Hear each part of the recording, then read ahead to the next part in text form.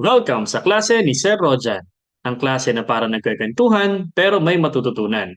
Ang klase na para sa lahat, lalo na sa mga nahihirapan. Basta kay Sir Rojan, ibang klase. Let's go!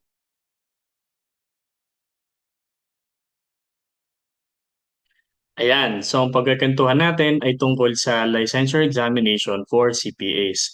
So bakit nga ba may mga estudyante na nagsasabi mas madali ang subject na to kaysa dito sa isang subject na to? Bakit mas mahirap yung iba kaysa dito? Siguro ang isa sa mga dahilan nila, itong subject na to mas kokonti ang topic versus itong subject na to na mas maraming topic. Siguro ang iba, ang dahilan din is mas maraming computations to, ito namang isa puro more on theories. So, ganun pa man, ano man ang dahilan nila, no? Titingnan natin kung ano-ano bang topics ng bawat subject at kung ilan ng questions ang kukunin sa bawat topic. So, and then dun sa question na yon, ilan ang easy, ilan ang average, at ilan ang difficult. Okay? So, umpisahan natin muna sa financial accounting and reporting. Okay? Ayan. So, ilalagay ko dito yung topic, then kung sakali may subtopic siya, no? And then number of items, actually available naman ito sa table of specifications na nire-release ng ating Board of Accountancy, kung saan sila yung nag-a-administer ng ating licensure examination. So since pinapanood mo na to, no, by the way, thank you very much. Ituloy mo na hanggang dulo. Okay? So number of items, tapos ilan ang easy doon, ilan ang average, at ilan ang difficult. Okay? Actually, hindi naman natin masasabi talaga kung lalabas ba yung specific topic na inaral mong yun. Kaya much better talagang lawakan mo yung pagkakatuto mo dun sa bawat topic, no? Ayan. Okay. So, unahin muna natin ang financial accounting and reporting. So, first, we have the development of financial accounting framework. Yan. Okay. So dito sa financial accounting and financial account reporting framework, dinidiscuss dito yung history at kung sino-sino yung mga regulators or standard setting bodies. For example, andito yung ating FRSC, tsaka Philippine Interpretations Committee or PIC, which is ngayon dinagdagan na ng BOA, no? May sinama na siyang IASB. Okay? And also yung IFRIC tsaka yung SIC. So karagdagan yan doon sa mga standard setting bodies na kanilang dinidiscuss or isasama sa board examination. So dito sa development, dinidiscuss dito yung history. Ibig sabihin, history ng standard setting bodies, yung functions nila, okay, in yung development. So, ilan ang kukuning questions dito, no? Meron tayo ditong, actually, itong development ng financial accounting framework, apat ang questions na kukunin dyan. Yung dalawa doon ay manggagaling dito sa history, which is composed of, yun nga, IASB, IFRIC, SIC, tsaka FRSC and PIC. So, easy lang naman siya, no? Easy lang ang category sa kanya. And then another subtopic under ng ating Development of Financial Reporting Framework is yung regulation. Okay? Yung regulation ng ating accounting profession in the Philippines. So dito in-explain dito yung environment ng ating profession through PR BOA, no? And yung ating accredited profession organization which is PICPA, and yung iba't ibang sectors ng practice of profession dito sa accountancy profession natin. So dalawa din ang kukunin dito. So easy lang naman sila parehas. Okay? So number of items natin for development of financial accounting framework, standard setting bodies, and as well as the regulation of accountancy profession is total of 4. Okay? So yan. Sama ko dito regulation and standard setting bodies. Ayan. So pangalawa, under ng financial accounting and reporting, yung conceptual framework. Conceptual framework. Okay. So kasama rin dito sa conceptual framework natin, so isa sa mga subtopic yan, syempre yung conceptual framework. Okay. And then dito sa conceptual framework, pinag-uusapan dito yung objective of conceptual framework. Okay? Yung status, together yung qualitative characteristics ng useful financial information. So, ang kukunin dito is 2. The number of items that will be coming from this topic is 2. Isang easy, tapos, ayan, bali dalawa. Isang easy para dun sa unang topic regarding objective, and then isang topic regarding dun sa recognition at saka derecognition criteria and measurement ng ating elements of financial statements. So, bali dalawang kukunin dito, both of them are under easy category. Okay? Next is yung accounting process. Under pa rin tayo ng conceptual framework. Dito sa accounting process, ang total number of items na kinukuha dito is actually ano lang isa lang, no? Isa lang siya, under ng easy rin. So dito sa accounting process, edi yung steps ng accounting process natin, and then yung paggamit ng special journals, yung general journal, yung subsidiary ledgers, and general ledger. So yung buong accounting process, no? And then the third topic under ng conceptual framework is the presentation of financial statements. Dito medyo marami yung kukunin na topic na question sa kanya, no? Una is manggagaling yung question dun sa how to apply the general features na dinidescribe ng definitions natin ng elements ng financial statements. So isa doon, no? And then how to apply the general features as well ng expenses, yung nature and functions ng expenses, and then yung components ng profit from continuing operations, tapos yung components of discontinued operations. So, isa rin doon. And then, from cash flow, isa rin doon. Yun namang notes to FS, dalawa. So, dalawa yun sa notes to FS natin. Kasama na rin doon yung computation ng earnings per share, pero not necessarily yung mismong topic ng EPS tsaka ng basic basic earnings per share tsaka yung diluted earnings per share. So bali anim ang kukunin ditong topics, no? Questions. Hinahati siya sa lahat ay 5 moderate or average, tapos isang difficult. So wala siyang questions na easy. Okay? Kaya medyo mabigat itong presentation of financial statements under ng conceptual framework. Now, moving forward, yung next topic na under ng financial accounting and reporting, edi yung cash. Okay? Ang total cash and other financial assets, to be exact. Cash and other financial assets. Ngayon, dito sa cash and other financial assets, ang total questions sa kukunin sa topic na yan, 10. 2 easy, 5 average, 3 difficult. Okay? Isa doon na topic, edi syempre yung cash. Okay? Dito sa cash, 4 ang kukunin dito. Okay? Yung 4 na yon, 2 doon, edi yung nature and composition of cash. Isa doon, panggagawa ng bank recon. So, isa lang kukunin question doon, ano? Preparation of bank reconciliation. Tapos isa sa petty cash fund. So, bali 4 siya, no? Isang easy, 3 average.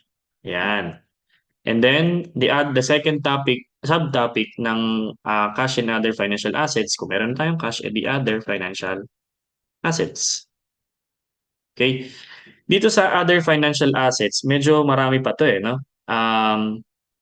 Yung recognition principles ng fair value through profit or loss, through OCI, tsaka yung ating amortized cost.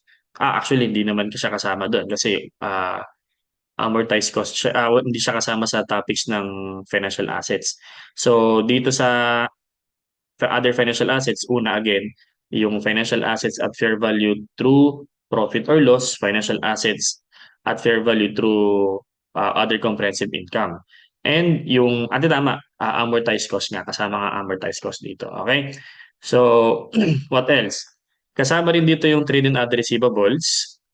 Kasama na rin yung valuation using allowance for doubtful accounts. And then, yung transfer of receivable, kasama dyan yung pledging, assignment, tsaka yung factoring. And then, so, bali, tigalwa siya, no? Dalawa dun sa financial assets at fair value through profit or loss, OCI, tsaka amortized cost. tapos dalawa dun sa ah, trade and other receivables.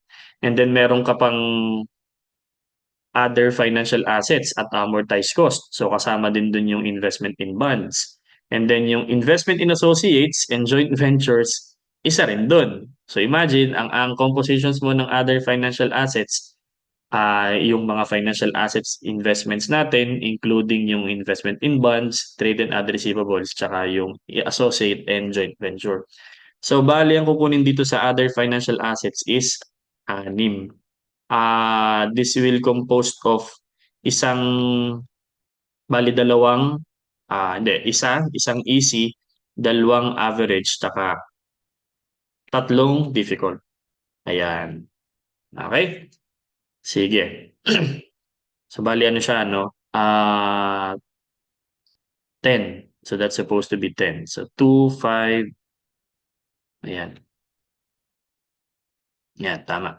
Okay? So bali 10 yung ating cash and other equivalents.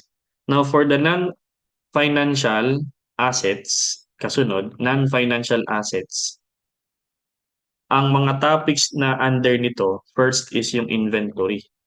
So, dalawang kukunin dito na question. Isang isang average tsaka isang difficult. Okay? Medyo lalakihan ko. Yan. Okay. So dito sa inventories natin, yung recognition, yung flow of cost, okay, lower of cost or estimated selling price less cost to complete and sell, no? Yung ating NRV, lower of cost or NRV. And then yung gross profit tsaka retail inventory method, dito rin isasama. So meron tayong isang kukunin mula dun sa initial recognition, pati na rin yung lower of cost principle natin. And then isa rin sa gross profit and retail inventory method. Okay? Next is property, plant, and equipment. Property, plant, and equipment. So dito sa property, plant, and equipment, ang total number of items na kukunin is 4. Okay? So dito sa 4 questions na yan, saan manggagaling yan? Yung initial recognition, again, isa doon, kasama doon yung borrowing cost. That's composed of EC. So that's an easy question. And then yung subsequent expenditure tsaka yung subsequent measurement based on cost with consideration on depreciation, tsaka yung depreciation methods, and yung changes in useful life, changes in depreciation methods, tatlo doon na kukunin. Okay? So that's 2 average questions and 1 difficult question. Okay? Yan. And then, meron din tayong revaluation tsaka yung impairment. Yan. Kasama na rin dito dyan. Kasama na rin dyan sa ating bali 4 na yan. So, yung revaluation and impairment ng tsaka yung accounting for retirement and disposal kasama rin dyan. Then next, also under ng non-financial assets natin, yung investment property. Okay? So the investment property, ang kukunin dito is dalawa lang. Okay? Which is difficult. Yan. Difficult question yan, ha? Lahat ng may kinalaman sa investment property, including yung how to determine the capitalizable cost at initial recognition, pati yung application of measurement, applying the measurement subsequent to the initial recognition, using cost method, tsaka fair value method, and how to account for the recognition tsaka reclassification. So yan, difficult yan. So kung medyo easy yung tanong sa'yo pag nagpa-practice kang magsagot, no? Hindi na yung lalabas sa tingin ko kasi base sa table of specification, difficult lang yung composition niya. Okay? Difficult yung question. What else? Next, we have intangible assets. So dito, ang kukunin din is dalawa. Okay? Isang average tsaka isang difficult. Ayan. So dito sa intangible assets natin, kasama dito yung again, initial recognition, yung mga capitalizable cost, and then yung subsequent expenditures, no? And then yung subsequent measurement, for mga finite life assets, no? Amortization, tsaka yung indefinite na life ang assets, yun, impairment naman nun, and how to account for the recognition. Okay, so we have two questions for intangible assets. And then for biological assets, again, two questions lang din ito. Dito sa two questions na yan, kagaya siya ng intangible assets, tigi isang average saka isang difficult. Okay? So again, like intangible assets and the rest na nabanggit ko kanina, merong topic na kasama diyan yung ah, distinction from bearer plants tsaka agricultural produce, yung capitalizable cost at initial recognition, and then yung subsequent measurement. Okay? Next natin is you have current assets held for sale. Held for sale. Ayan. So kasama din dyan sa ating non-financial assets. Ilan ang kukuning questions dito? Isa lang. Okay? Pero that will be average. Okay? So ang sa non-current assets held for sale, andyan yung criteria for classification, tsaka yung capitalizable cost at initial recognition, yung measurement subsequent to initial recognition, and then yung reclassification tsaka derecognition. And then finally, kasama dito sa ating non-financial assets yung mga prepaid, no? Yung mga prepaid expenses and other assets. So dito, isang question lang din ang kukunin, and this is easy. Ayan. So this is an easy question. Okay? Ayan. Okay, so dito sa prepaid expenses natin, di yung mga usual na problems natin related to prepaid expenses. Okay, actually ma-identify mo rin naman pag chinek mo sa TOS kung siya ba ay problem type or theory type. Pag easy kasi siya, more on ano siya more on understanding. So pag kasi understanding, di more on concept based. Pag applying, which is moderate, yun, may kasama na siyang pwedeng problems. Pag difficult, yan, mag-a-analyze ka na talaga dyan. So yun lang naman ang nahati dun eh. Do you understand the topic? And by understanding, pwedeng theory na lang ang itanong sa'yo. By applying, you're applying the concept na that you understood based on, sabi natin, understanding. Then analyzing, medyo mataas na level na siya, no? Kaya difficult siya. So kung nasa easy siya, more or less, siya ay theory, I think, no? Ayan. Sige. Let's continue. So ang total na items natin sa non-financial asset is 14. Ayan. So 14 siya. Again, sa ating cash and other financial assets, that's 10. And then for conceptual framework, that's 9. And then for development of financial reporting framework, that's 4. Okay, so financial reporting framework. So let me change this. Okay. So, yung kasunod na topic under ng board exam, so we're done with the fourth, nakaka-apat na tayo. For the fifth one is financial liabilities. So we're done with the asset part. So under ng financial liabilities, the first subtopic underneath niya is financial liabilities. Okay? So dito sa financial liabilities kasi meron pa siyang ano eh. Yan, medyo apat yung kanyang question na kukunin diyan. Okay? Isa manggagaling sa classification ng financial liabilities and initial recognition. Isa sa accounting for debt issue cost, and then isa sa effective interest method, and then isa sa debt restructuring. So bali apat 'yon. Yung dalawa doon, that's easy. So more on classification of financial liabilities yung easy. Tapos yung debt issue cost, that's also easy. Yung difficult is related to effective interest method at saka yung debt restructuring. Okay? Yan. And then what else? For number 6, that's non-financial liabilities. So kung meron tayong non-financial assets, meron din tayong non-financial liabilities. So non-financial liabilities, kasama dyan yung mga improvisions and contingencies. Okay? So, again, so non-financial liabilities including provisions and contingencies. So yung wala naman siyang halos subtopic kundi yun din kagaya ng financial liabilities. So dito kukunin apat din, no? Dalawang easy, dalawang moderate. So pag doon sa easy, more on ano siya more on unearned revenues arising from contracts, mga gift certificates, mga subscription. So yung mga easy questions yun. And then yung provisions and contingencies, that's also easy. And then for moderate or average, mga customer loyalty programs. And then isa sa difficult average din is yung mga warranties tsaka mga product guarantees. So doon medyo may competing kayo diyan.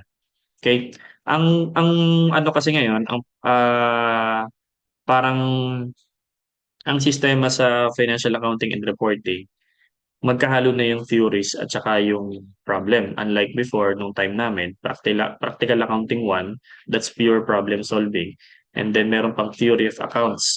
So nandun lahat ng theories and then andun yung practical accounting 1, nandun lahat ng problems. So ngayon, ma-identify mo pa rin naman kasi pag easy kasi yung question which is about understanding the topic or the concept, pwede kasing ano siya theory based na rin siya.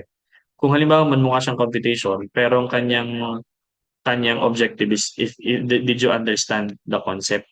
So yun yung ano niya eh. Okay? Next, number 7. So we're done with the liabilities. We have shareholders equity. Okay? So dito sa shareholders equity, ang kinukuha dito is 10 items. Okay? Una muna is share capital transaction. So dito, apat ang kinukuhang questions. Okay? Um, Dalawa doon, parang isa doon ay easy. Okay? Na manggagaling doon sa initial issuance at saka sa stock issuance cost. So isang ano doon, isang easy question tapos isa ulit na moderate. Okay? Ngayon, yung treasury share transactions, yun, meron dong isa, no? Merong isa dong moderate or average. So bali ano siya, bali may isang question doon na pang average regarding treasury shares transaction. And then may isang question din na retirement and conversion. So bali isang question doon. Which is kaya lang difficult siya. Okay, so bali isang easy, dalawang average or moderate, tapos isang difficult regarding share capital transactions. Then, you also have retained earnings. Dito sa retained earnings, apat din ng question na kukunin sa board examination. So, yung prior period error, one question doon, pero moderate. Tapos, dividends computation, dalawa doon, kaya lang difficult. And then, isa rin sa quasi-reorganization tsaka reclassification. And then, ayun. So, bale, apat na yun. Dalawang moderate tapos dalawang difficult. So, yung dalawang moderate tungkol sa prior period error. Tapos tsaka yung isang prior period error, tapos isang quasi-reorganization. Tapos dalawa sa dividends computation. Okay? So kung medyo kasi mag-aano mo naman makikita mo naman kung ano yung dapat mong focus na solvin na problem. Doon ka sa medyo mahihirap kasi nga yung focus ng question doon is difficult. Okay? Ayan. So next, let's have cumulative OCI. So under ng cumulative OCI, may isang question dyan, pero easy. So yan. Thankfully easy yan nakalagay dyan. Ano? So, sasabihin, di-describe mo lang naman dyan kung alin yung cumulative other comprehensive income. And then, you also have book value per share. Okay? Isang question yan, pero moderate. Okay? So yung computation natin ng book value per share. And then, next topic, other topics na yan. So, number 8, other topics. Okay. So, dito sa other topics natin, the first one is share-based payments. So, meron tayo ditong bale, isa. Yan. By the way, yung total ng ating shareholders equity ay 10. Okay? So, dito sa share-based payment, may isang kukunin dyan, pero difficult. Ayan. So, di-describe mo dito, tsaka i-account mo yung share-based payment transactions for equity settled, cash settled, equity settled with cash alternative, yon. So, isang question regarding that. And then, leases. So, kasama dyan sa other topics yung leases. 4 na questions yan, no? Dito sa 4 na questions, may isa dyan na parang initial recognition ng right of use asset, tsaka yung lease liability on the books of lessee. Okay? Tapos yung subsequent measurement niya, and then, ano yun, difficult yun. Tapos may isa rin na yung paano mo ipe-present ang right of use asset sa financial statements, tsaka yung lease liability, paano mo siya ipe-present sa financial statements sa books ng lessee, tapos yung mga exemption sa recognition and measurement principle. So yun, easy yun. So more on concept yun, theories. And then you also have accounting for direct finance lease, the part na ng direct finance lease, manufacturers and dealers lease, tapos yung operating lease. So meron ka dong isang question for difficult. And then accounting for sale lease back. So isang question din doon for difficult. So ang total natin, isang easy, 3 difficult. Yan. And then another topic under ng other topics is income tax. Dito sa income tax, dalawa yung questions na kukunin. Okay? So, isang question doon, which is moderate, manggagaling sa computation ng accounting profit tsaka ng taxable profit, and then yung mga book basis at tsaka yung mga tax basis natin. So that's one question. And then isang question din sa pagko-compute ng current income tax, yung deferred income tax, deferred tax liability, deferred tax asset, and then yung income tax liability current, and then income tax asset current, and then yung presentation niya sa financial statement. So bali dalawang yan ay sa moderate. Okay? Yan. And then next topic is employee benefits. So dito sa employee benefits, isa lang naman ang kukunin. Pero nasa moderate siya. So sa employee benefit, actually sa ano siya, sa difficult. Yan. So nasa difficult yan. So, yun. Computation ng employee benefits cost under ng defined benefit plan, tsaka defined contribution plan. Okay, and then paano ang presentation niya, tsaka disclosure. So, more on computation yan. Next, we have interim reporting. Okay?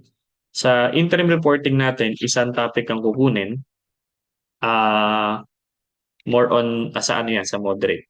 And then, you have finally the operating segments. So, another topic, isang topic dyan, isang question sa operating segment. So, yan. That is easy. Okay? Yan. So again, hindi porket easy, more on theories, pero possible more on theory siya. Pero meron kasi mga instances na madali siya, pero computation. Pero expect mo dapat madali siya. Kasi nga easy eh. So huwag ka mag-overthink na dapat mahirap to kasi word exam. Ay nasa TOS kasi ng Financial Accounting Reporting, ang operating segment, for example, easy. So dapat madali lang din yung iyong understanding doon. Okay? So next is other, number 9, you have other reporting frameworks. Yan. So dito, 5 ang kukunin na questions, ano? You have other reporting framework. Other reporting framework. So wala siyang ibang subtopics. So 5 ang questions na kukunin dyan. 2 sa easy, 2 sa average, at isa sa difficult. Yung easy, itong other reporting frameworks, manggagaling siya sa PFRS for SME, PFRS for small entities, tsaka PFRS for microenterprises. So, bali, 5 yan. Okay? So, ang total natin na question, yan. So, 70 ang items natin for financial accounting and reporting. Tapos, meron kayong 21 easy questions, 28 moderate questions, and then 21 difficult questions. So, identify na ninyo. Halimbawa, alin dyan yung mga topics na may mga difficult. So, expect na ninyo is more on computational siya. Kasi nga, meron tayong designated level of difficulty for each topic. So, at least, dito sa easy, makaka-21 questions ka ng correct. Tapos, mag-focus ka na rin sa mga computations na may hirap. Kung siguro ikaw yung tipo ng student na nagka-cram, no? Ang i-focus mo na sa mga computations is yung mga may topics na mayroong difficult questions. For example, operating segment, wala siyang difficult, easy lang siya, no? Wag mo nang masyadong pahirapan yung sarili mong mag-review ng may hirap na problem. So possible kasi madali lang ang question sa kanya. So mas marami ka ng time na made-devote para dun sa mga questions, topics na may difficult. For example, employee benefits, share-based payments, ayan. So at least nagkakaroon ka ng tamang investment in time kung anong topics ang dapat mong pagtuunan ng pansin kasi siya yung merong difficult question. Okay? So hanggang doon na lang muna tayo para at least hindi masyadong mahaba ah yung ating recording. So I hope na meron akong na-share sa inyong tips kung paano ninyo ah i-schedule ang inyong review at kung ano yung mga topics na dapat ninyong pagtuunan ng pansin kasi sila yung may mga difficult questions. So next time natin ng pagkakwentuhan, i-discuss naman natin yung kasunod nating topic which is ano nga ito? Advanced yan. Advanced Financial Accounting and Reporting. So yun lang and see you again next video. Ingat and good luck. Wish you all the best sa inyong CPA board examination. Bye-bye!